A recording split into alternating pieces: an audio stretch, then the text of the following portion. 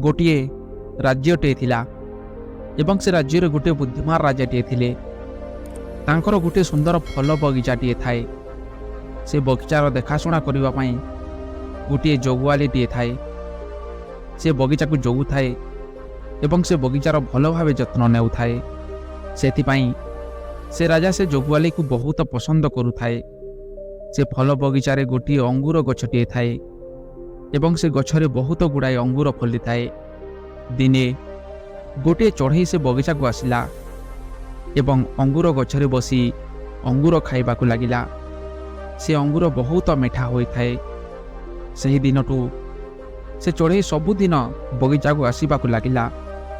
ସେ ଚଢ଼େଇ ବାଛି ବାଛି ମିଠା ଅଙ୍ଗୁର ଖାଏ ଏବଂ ଖଟା ଏବଂ ଅଧାପଚା ଅଙ୍ଗୁରକୁ ଛିଣ୍ଡାଇ ତଳେ ପକାଇ ଦିଏ। ଚଢ଼େଇର ଏହି କାର୍ଯ୍ୟକଳାପକୁ ଦେଖି ଜଗୁଆଳି ବହୁତ ରାଗିଯାଏ। ସେ ଜଗୁଆଳି ତାକୁ ଘଉଡ଼ାଇବାର ବହୁତ ପ୍ରୟାସ କରେ, କିନ୍ତୁ ତାକୁ ଘଉଡ଼ାଇ ପାରେ ନାହିଁ। ସେ ଜଗୁଆଳି ବହୁତ ପ୍ରୟାସ କରିଲା ଏବଂ ଶେଷରେ କିଛି ଉପାୟ ନ ପାଇ ରାଜାଙ୍କ ପାଖକୁ ଯାଇ ଚଢ଼େଇର ସବୁ କଥା କହିଦେଲା ଏବଂ କହିଲା, ମହାରାଜ, ସେ ଚଢ଼େଇ ମୋର ନାକେଦମ କରିସାରିଲାଣି। ତମେ କିଛି ସୈନ୍ୟକୁ ନେଇ ଜାଲରେ ସେ ଚଢ଼େଇକୁ ଧରିବାକୁ ଚେଷ୍ଟା କର। ରାଜା ସେ ଜଗୁଆଳିର କଥାରେ କିଛି ସୈନ୍ୟକୁ ଧରି ସେ ବଗିଚାକୁ ଗଲେ ଏବଂ ଗୋଟିଏ ଜାଗାରେ ଲୁଚିକି ରହିଲେ। ଯେମିତି ସେ ଚଢ଼େଇ ଆସିଲା, ସେ ସୈନ୍ୟମାନେ ଜାଲ ପକାଇ ସେ ଚଢ଼େଇକୁ ଧରି ନେଲେ ଏବଂ ରାଜାକୁ ଦେଇଦେଲେ। ସେ ରାଜା ସେ ଚଢ଼େଇକୁ ଦୁହେଁ ହାତରେ ଜାବୁଡ଼ିକି ଧରି କହିଲେ, ଏବେ ତୁ କୁଆଡ଼େ ଯିବୁ? ସେ ଚଢ଼େଇ ରାଜାଙ୍କ କବଳରୁ ବଞ୍ଚିବା ପାଇଁ ବହୁତ ଚେଷ୍ଟା କଲା, କିନ୍ତୁ ପାରିଲା ନାହିଁ। ଶେଷରେ ରାଜାଙ୍କୁ ଗୁହାରି କଲା ଏବଂ କହିଲା, ରାଜା ମୋତେ ଛାଡ଼ିଦିଅ। ସେ କଥା ଶୁଣି ରାଜା ମନା କରିଦେଲେ। ଏଥର ସେ ଚଢ଼େଇ ନିଜ ବୁଦ୍ଧିର ପ୍ରୟୋଗ କଲା ଏବଂ କହିଲା, ହେ ରାଜନ, ମୋତେ ଯଦି ଛାଡ଼ିଦେବ ତ ମୁଁ ତୁମକୁ ଜ୍ଞାନର 4ଟି କଥା କହିବି। ସେ ରାଜା ବହୁତ କ୍ରୋଧରେ ଥିଲେ, କିନ୍ତୁ ସେ ଜ୍ଞାନର କଥା ଶୁଣିବାରୁ କହିଲେ, ଠିକ୍ ଅଛି, ପ୍ରଥମେ ତମେ ମୋତେ ଜ୍ଞାନର ସେହି 4ଟି କଥା କହିବ। ମୁଁ ଶୁଣିବି ଏବଂ ଶେଷରେ ନିର୍ଣ୍ଣୟ ନେବି କି ତମକୁ ଛାଡ଼ିବାଟା ଠିକ୍ ନା ଭୁଲ। ସେ ଚଢ଼େଇ କହିଲା, ଠିକ୍ ଅଛି ରାଜନ, ତାହେଲେ ଶୁଣ। ପ୍ରଥମ ଜ୍ଞାନ, କେବେ ବି ହାତରେ ଆସିଥିବା ଶତ୍ରୁକୁ ଛାଡ଼ିବ ନାହିଁ, କାହିଁକି ନା ପଛରେ ସେ ଶତ୍ରୁ ଆହୁରି ଭୟଙ୍କର ହୋଇଯାଏ। ରାଜା କହିଲେ, ଠିକ୍ ଅଛି, ଦ୍ୱିତୀୟ ଜ୍ଞାନର କଥା କୁହ। ଚଢ଼େଇ କହିଲା, ଦ୍ୱିତୀୟ କଥା ଏହା ଅଟେ କି କେବେ ବି ଅସମ୍ଭବ କଥାକୁ ବିଶ୍ୱାସ କରିବ ନାହିଁ, କାହିଁକି ନା ଅସମ୍ଭବ କଥାକୁ ଯିଏ ବିଶ୍ୱାସ କରେ ସେ ବିପଦର ସମ୍ମୁଖୀନ ହୋଇଥାଏ। ସେ ରାଜା ଶୁଣି କହିଲେ, ବହୁତ ସୁନ୍ଦର, ଏବେ 3 ନମ୍ବର ଜ୍ଞାନର କଥା କୁହ। ଚଢ଼େଇଟି କହିଲା, 3 ନମ୍ବର ଏହା ଅଟେ କି ବିତି ଯାଇଥିବା କଥାକୁ ନେଇ କେବେ ହେଲେ ପସ୍ତାଇବ ନାହିଁ। ହେ ରାଜନ, ଯିଏ ବିତି ଯାଇଥିବା କଥାକୁ କିମ୍ବା କାର୍ଯ୍ୟକୁ ନେଇ ଦୁଃଖ କରେ କିମ୍ବା ପସ୍ତାଏ, ସେ ସଦାବେଳେ ଦୁଃଖର ଭାଗିଦାର ହୋଇଥାଏ।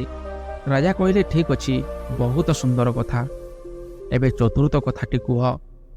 ଚଢ଼େଇଟି କହିଲା, ରାଜନ, 4ର୍ଥ କଥାଟି ବହୁତ ଆଚମ୍ବିତ ଏବଂ ଗଭୀର ଜ୍ଞାନ ଅଟେ। ଆପଣ ମୋତେ ଏମିତି ଜାବୁଡ଼ିକି ଧରିଛନ୍ତି, ମୋର ନିଶ୍ୱାସ ମଧ୍ୟ ଅଟକି ଯାଉଛି। ଟିକିଏ ହାଲୁକା କରି ଧର, ମୁଁ ତୁମକୁ ସେ 4ର୍ଥ ଜ୍ଞାନର କଥା କହିବି। ଯେମିତି ରାଜା ଟିକିଏ ହାଲୁକା କରି ଧରିଲେ, ସେ ଚଢ଼େଇ ଉଡ଼ିକି ବହୁତ ଉଚ୍ଚ ଗଛରେ ତା ଡାଲରେ ବସିଗଲା ଏବଂ କହିଲା, ହେ ରାଜନ, 4ର୍ଥ କଥା ଏହା ହେଲା କି ଯେକୌଣସି ଜ୍ଞାନର କଥା ହେଉ ତାହା ଖାଲି ଶୁଣିବା କଥା ନୁହେଁ, ବରଂ ସେ ଜ୍ଞାନକୁ ନିଜ ଉପରେ ପ୍ରୟୋଗ କିମ୍ବା ବ୍ୟବହାର କରିବା କଥା।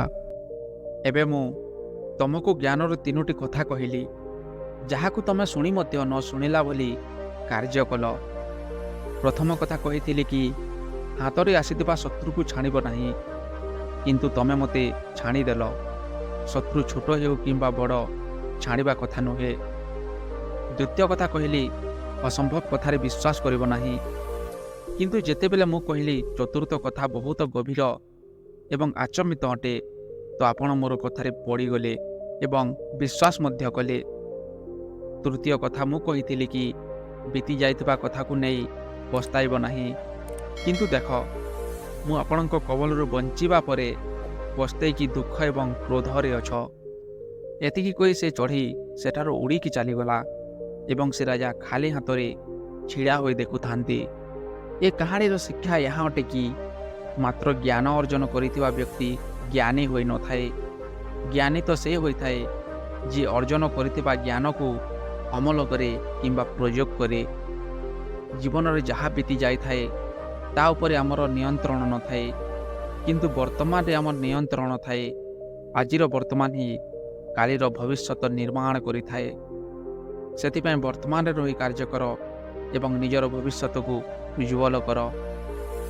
ବନ୍ଧୁଗଣ, ଏ କାହାଣୀଟି ଖାଲି ଶୁଣିବା ପାଇଁ ନୁହେଁ, ଏହି କାହାଣୀରୁ କିଛି ଶିଖିବା ପାଇଁ ଚେଷ୍ଟା କର ଏବଂ ନିଜର ବର୍ତ୍ତମାନକୁ କଷ୍ଟ ଦେଇ ଭବିଷ୍ୟତକୁ ସୁନ୍ଦର ଏବଂ ସୁଖମୟ କର।